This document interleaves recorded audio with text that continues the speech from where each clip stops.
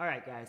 So the transition and the kipping ring muscle up is all about controlling where our center of mass is and weight shift. So once we've developed our false grip, once we've developed the arm motion of pulling to your chest and keeping those rings in nice and tight to transition into that ring dip, now what we want to do is piece all of this together in a more athletic way. So what this action does is it mimics the same things we would do in a clean and in a snatch, where we jump into that arch position and then immediately pull on the bar and snap our hips back as we go into a little squatty position. So we want you to see the similarities between all of these movements. And as we're getting better and better at our Olympic lifts and the timing there, that should transfer directly into the muscle ups and vice versa. So what we're trying to do here with the band is we're trying to put ourselves and we're trying to mimic the position that we would be in after we've kipped. So remember, the kip is an arch to hollow swing, and then immediately we throw our hips up and it puts us back in that arch position. So this is something you'll see in the Kipping Muscle Up Foundations video. So if you haven't watched that, this would be a good time to go back and watch that to get more context into what we're talking about.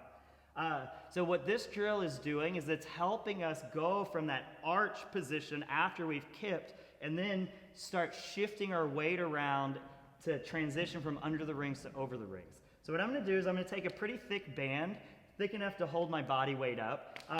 The band's not really, we're not going to go like thinner and thinner to progress into harder and harder. This is more about a motor pattern and understanding why we're doing it. So I'm going to wrap one side around the ring, and then I'm going to take the other side and just hold it around the other ring.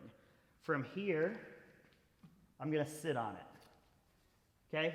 I'm going to start in the bottom of that ring dip position to make sure my hands are in the right spot. And so now I've got my false grip. The key is I have to keep weight on this ring or I'll fall down.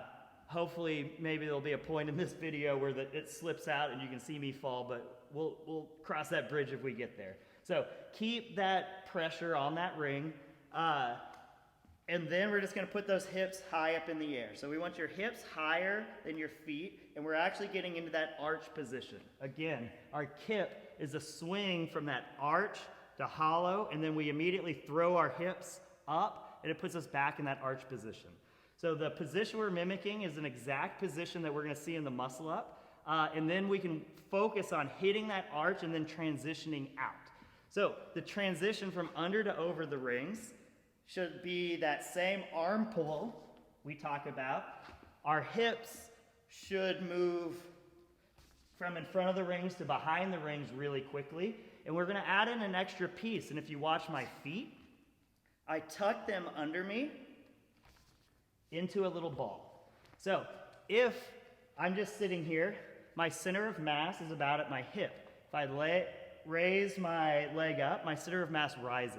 If I raise my other leg up, my center of mass rises.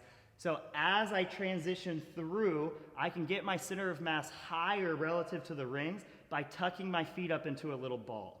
So what this works on is just our ability to go from that arch position, the arch position we see after the kip, and it works on my ability to pull and transition into the ring dip. What we see over and over again is when people fail on their ring dips, we see people jump up and then they come through and they leave their whole body forward. So if you see me try and get through here, I get trapped and I can't get my elbows on top of my wrists. But from this trapped position and people's feet go flying out, if I just work my body weight back, I'm on top of the rings. So for most people, it's not getting high enough, and it's not about pulling. Once they get that, it's there. It's about shifting the body weight. So this drill is only as good as what you make it. And the point of this drill is hammering home in your head and your motor pattern that in the transition, we need to go from hips in front of the rings, get our good arm pull, but transitioning those hips behind the rings as we tuck our feet up is really going to make that transition easy. So practice, but practice with intent. And I'll talk to you guys soon.